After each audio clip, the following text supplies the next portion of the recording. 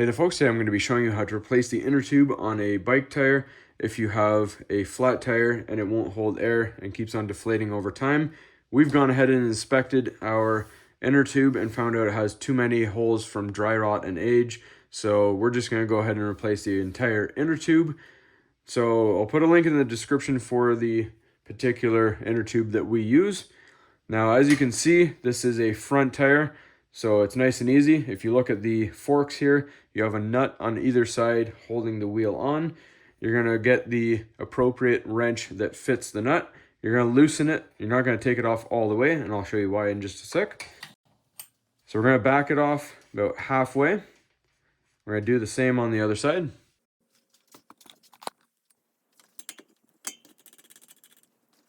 All right, now, so if you see underneath the nut, you have this washer and it has a little retainer hook and it goes into the hole right here in the fork.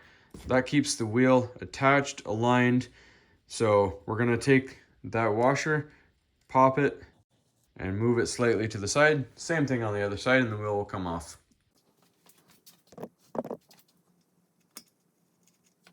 right, so now that you have those two washers and their hooks out of the forks, you're just going to pull it off. We're going to take it to the workbench and show you how to get the tire off to get to the inner tube. All right, so next you want to make sure all the air is out of the tire. In our particular case, there's absolutely no air, but if you have any air left in it, perhaps you have just a slow leak, you're going to see this little silver piece on the Schrader valve. You'll want to push it with a pick or something small to release all the air. Once you've done that, we're going to show you how to take the tire off. All right, so you can buy bicycle specific tools to remove this. However, I have these panel popper tools. They're meant for your vehicle for removing any plastic panels. They work just as well and you can use them for your vehicle later. So all you're going to do, you need two of them and you just want to pinch the tire off the bead and you want to get your first tool right in there to hold it. You're going to take your second tool and you're going to run the bead along. You're going to pop that bead off the tire.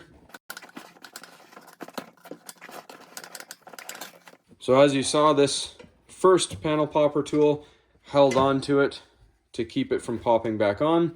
So that's nice and easy. Pull that tool out. Now you can reach.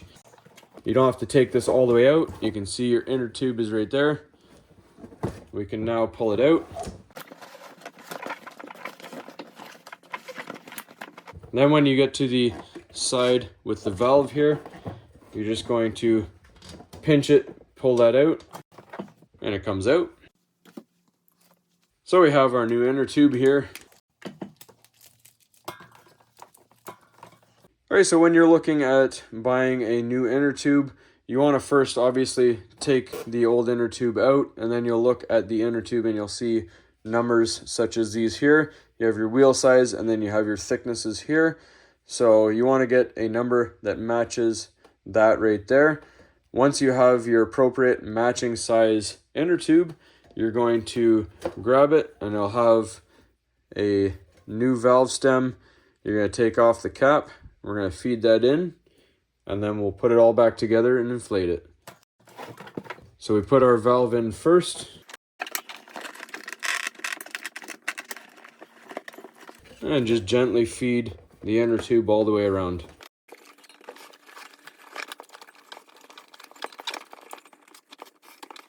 All right, once you have it all inside of the tire, roughly there, you're gonna grab your valve stem, pull it out, make sure it's straight. You don't want this going in crooked because that can put stress on the valve stem and lead to a flat. So you wanna make sure it's straight. I'm gonna put my cap on because that'll actually hold it in place. All right, next you're just going to give the tire an inspection, make sure that the inner tube is not hanging out where it's going to be damaged. Now we're going to seat the bead. So you grab one of your tools here, push the bead into the rim. Again, hold one tool in there and we'll work the bead around, set it back into the rim.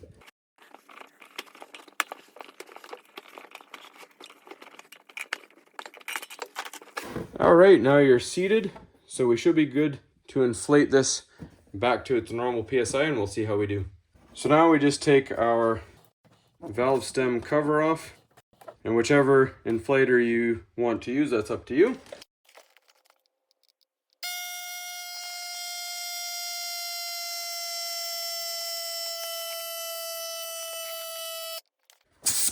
All right, once you're about 40 to 45 PSI, you're pretty good. Now this seems to be holding air. We're gonna let it sit for a bit before we put it back on the bike, just to make sure that it is still holding air. Just double check your bead all the way around. This has sat nicely, popped itself on. Give it a flip and double check your other side as well. All right, so we're good to go. Before, this was only holding air for about 30 seconds. Now if we look, it's got a good bounce to it. It's holding air nicely.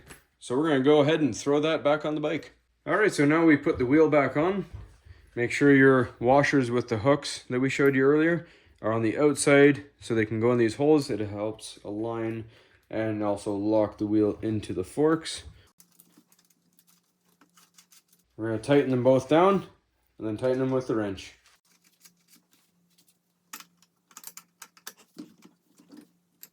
Same thing for the other side.